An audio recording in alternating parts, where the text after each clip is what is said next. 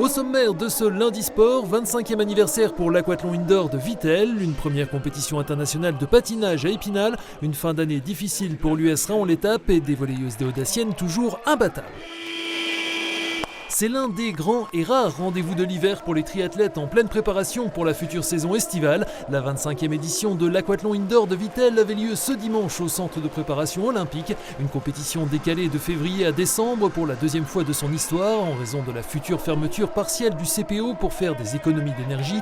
Les quelques 300 amateurs de sport combiné devaient eux aussi gérer leurs efforts avec un enchaînement de 4 à 5 courses avec pour commencer 250 mètres de natation suivi de 1000 mètres de course à pied. En l'absence de la tenante du titre et multiple vainqueur de l'épreuve, Margot Garabédian, la victoire est revenue chez les femmes à une autre habituée de la compétition, Lola Bachet. Il y a toujours une bonne ambiance, c'est toujours une bonne compétition de travail. L'organisation est top et les bénévoles aussi, donc merci à eux. Je suis contente parce que j'ai réussi à gérer à peu près, malgré le stress quand même qu'il y a toujours, parce que comme c'est par élimination, il ne faut quand même pas se tromper. Mais voilà, je suis contente dans l'ensemble. Chez les hommes, c'est aussi et déjà dans l'eau que s'est faite la différence durant les 5 longueurs dans le bassin olympique où le futur lauréat, nageur lui aussi de formation, a pris une petite avance qui s'avérera décisive à la première transition. Originaire de Guadeloupe, arrivé en métropole à 15 ans et membre du pôle espoir de Montpellier, Tom Lernaud était clairement venu pour battre le temps de référence établi en 2021, mais se contentera de la victoire pour cette fois. Le but c'était de garder le plus d'énergie possible, de passer les manches une par une, step by step. Et après la finale c'était tout simplement à fond. Je voulais jouer ma carte sur la natation vu que je viens de la natte. Et après à pied je savais qu'il fallait que je m'engage vraiment fort parce qu'il y avait Hugo derrière moi. Et je savais que c'était un très bon coureur. Donc voilà. Après je voulais titiller un peu le record d'Arnaud Desbosques mais j'échoue à 3 secondes.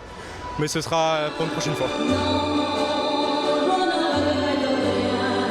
C'était une première en France, la patinoire de Poissompré accueillait ce week-end une épreuve solo Ice Dance International.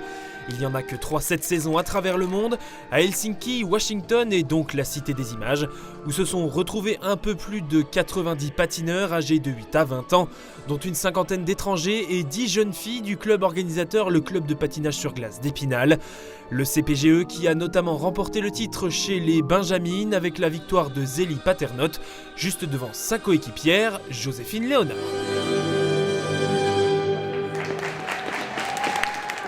En football, sale soirée pour l'US Raon-l'Étape en quête de points en cette fin d'année pour sortir de la zone rouge et qui a connu samedi sa 4e défaite consécutive. Dans un angle très fermé, Mathieu Duféal a permis à Pontarlier de prendre les devants dès la 11e minute de jeu avant que les Raonnais ne soient réduits à 10 après l'expulsion d'Antonio Haag, coupable d'avoir déséquilibré son adversaire qui filait au but. Un cadre de moins pour l'USR, déjà privé d'Assidou et Abdallah blessés, qui réussissaient néanmoins à égaliser à la demi-heure de jeu sur ce tir de Simba Matoubanzila, repoussé mais repris tant bien que mal par Kevin Dumini. Une éclaircie de courte durée pour les joueurs de la Porte des Vosges, de nouveau pris en défaut sur corner juste avant le retour au vestiaire, 2-1. Les Francs-Comtois devront patienter jusqu'à la 75e minute pour se mettre à l'abri avant un dernier but raonnais signé Matoubanzila, Raon s'inclinant donc au final 3-2. Il y a eu des faits de jeu, je pense qu'à 11 contre 11 on aurait pu rivaliser, c'est comme ça, c'est à nous de trouver les mots pour repartir dès lundi au travail. Je regarde même plus le classement, ce qui m'importe moi c'est être capable d'engager, de mettre en route une série, donc peu importe le moment où elle commencera, mais il faut qu'elle commence. Raon reste avant-dernier et recevra les SR Colmar en fin de semaine. Toujours en N3, à noter le match nul de l'ES Taon 2-2 à Belfort qui lui permet de rester juste au-dessus de la zone rouge avant de se projeter sur son 32e de finale de la Coupe de France samedi prochain face à Amiens. En National 2, fin de série d'invincibilité pour le SAS, battu 2-0 à Créteil. Parenthèse Coupe de France justement pour les Louves de Saint-Dié, tenante du titre, qui accueillait Sens, autre formation d'élite samedi soir au Palais Omnisport Joseph Claudel.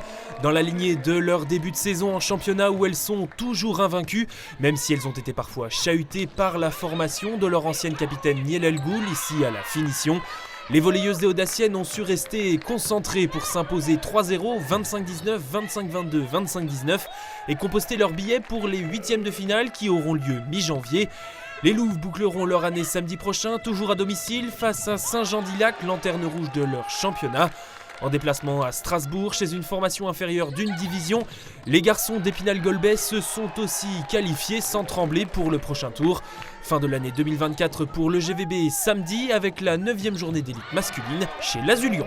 Suite dès 19h dans Côté Sport, exceptionnellement enregistré à la Rotonde de Taon, en amont de la cérémonie du mérite sportif du conseil départemental avec le cycliste Aubin Sparfel, le nouveau président de l'ES Taon Athlétisme Maxime Lesage et Valérie Tuaillon de Vosges Matin.